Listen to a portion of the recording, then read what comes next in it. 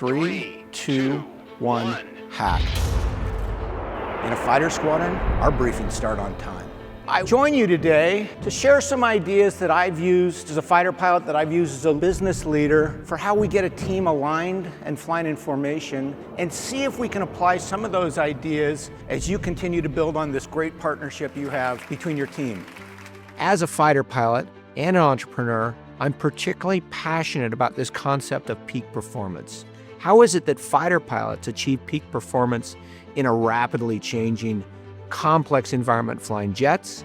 And how could business people use the same tools and techniques? Could I get a show of hands? Does anyone remember where you were the morning of September 11th, 2001?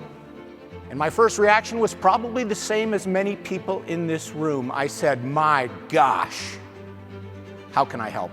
I immediately called the squadron commander of the 134th Fighter Squadron. I said, good morning, sir, Major Anthony Bourke, F-16 pilot, 144th Fighter Wing, California Air National Guard. Sir, I'm stuck here in Burlington, just saw what happened on the TV, was wondering if I could help. Long silence on the other end of the line. He said, I've just been tasked to fly Homeland Defense 24/7 over New York City. I need 12 pilots to do the mission. I've only got 11 here right now. Get over here as quick as you can. I can't do the mission without you. This is the exact variant of F-16s we flew 3,000 miles away in California. Just a few hours later, I found myself taking off in a jet that I'd never flown, flying in airspace that I'd never flown in, flying with a wingman who I'd never met. And yet, I felt like I was flying that mission for the 100th time.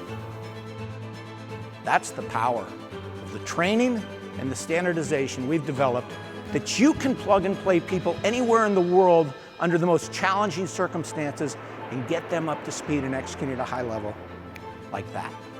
And I think that's the partnership that we're trying to build here between our suppliers and the global supply chain team. Fighter pilots and effective businesses have developed some cadence in their business, in the way they operate, to ensure that they drive the results they're looking for. For fighter pilots, that's based on a system of always briefing before key missions to ensure we're all working together and flying in formation, and always debriefing right afterwards, because we know no fighter pilot's ever flown the perfect mission. And I think it's fair to say that no one in business will ever have the perfect day, the perfect week, the perfect month, or the perfect meeting. Fighter pilots always call time out right afterwards and hold a debrief. Briefing says you may be the best and the brightest fighter pilot in the world.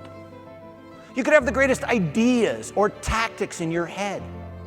But if you haven't found a way to communicate your great ideas, your great plans to the people who are going to be flying with you, then all of your ideas will be for naught, because you'll be flying solo, and so will your wingman.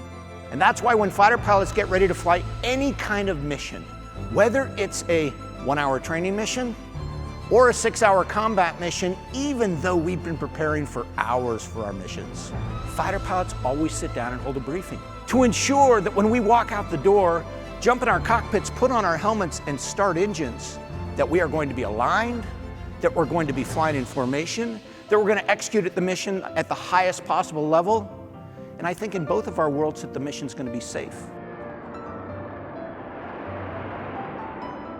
Debrief essentially says, I really don't care how good we think we are. I don't care how well we planned. I don't care how good our technology is.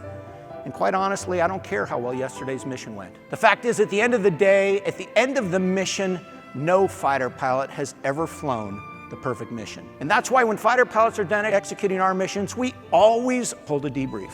So we can learn from both the mistakes and the victories of today's mission, and we can continue to improve as individuals, certainly as a broader team, and maybe most importantly, so our leaders can find a way to call time out from time to time and get our people to give us the honest, real-time feedback we need to keep us ahead of the threats, ahead of the competition, and ahead of the inevitable change that is going to continue to come our way.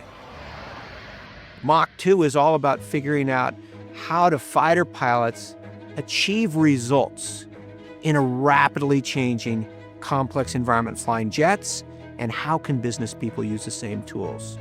I've had the pleasure over the past 15 years in this business working with top sales teams, top sales individuals, manufacturing firms, accounting firms, anybody who's all about getting better results, communicating at a better level, working better as a team, and individually winning.